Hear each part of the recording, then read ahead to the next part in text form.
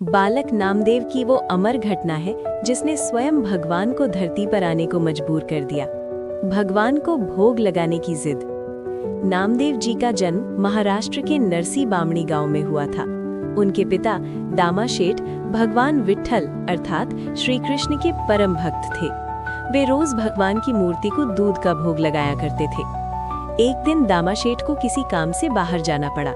उन्होंने नन्हे नामदेव को बुलाकर कहा, बेटा आज मैं बाहर जा रहा हूँ, तुम विट्ठल भगवान को दूध का भोग लगा देना और ध्यान रखना कि भगवान दूध पी ले तभी तुम कुछ खाना।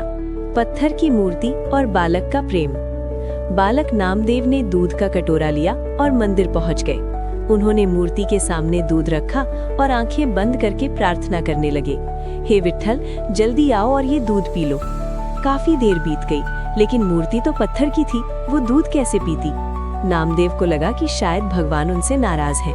उन्होंने फिर से विनती की, प्रभु अगर आप दूध नहीं पिएंगे तो पिताजी मुझ पर गुस्सा करेंगे, कृपया जल्दी आइए।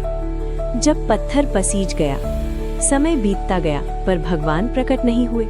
बालक नामदेव की आंखों में आंसू आ गए। उन्होंने ठान लिया कि अगर भगवान दूध नहीं पिएंगे तो वे अपना सिर पत्थर पर पटक देंगे।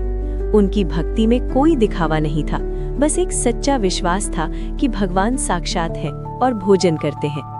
नामदेव रोते हुए बोले, प्रभु क्या मुझ बालक से कोई गलती हो गई? आप रोज पिताजी के हाथ से तो दूध पीते हैं, फिर आज क्यों नहीं? भक्त के इसी बालहट और निष्काम प्रेम को देखकर भगवान विट्ठल का हृदय द्रवित हो उठा। अचानक पत्थर की मूर्ति में प्राण आ गए। साक्षात भगवान प्रकट हुए, मुस्कुराए और नामदेव के हाथों से दूध का कटोरा लेकर सारा दूध पी गए। भक्ति की जीत। नामदेव खुशी खुशी खाली कटोरा लेकर घर लौटे। जब उनके पिता वापस आए तो उन्होंने खाली कटोरा देखकर पूछा, दूध कहाँ गया? नामदेव ने सरलता से उत्तर दिया, पिताजी वो तो विट्ठल भगवान ने पी लिया। पिता को विश्वास नहीं हुआ। उन्होंने सोचा कि बालक झूठ बोल रहा है। अगले दिन उन्होंने छिपकर मंदिर में देखा। नामदेव ने फिर से वही पुकार लगाई और पिता के सामने ही भगवान पुनः प्रकट हुए और दूध पिया। दामा शेठ अपने पुत्र के चरणों में गिर पड़े। उन्हें समझ आ गया कि जो ईश्वर उन्हें केवल पत्थर में दिखते थे, नामदेव के प्रेम ने उन्हें सजीव कर दिया था।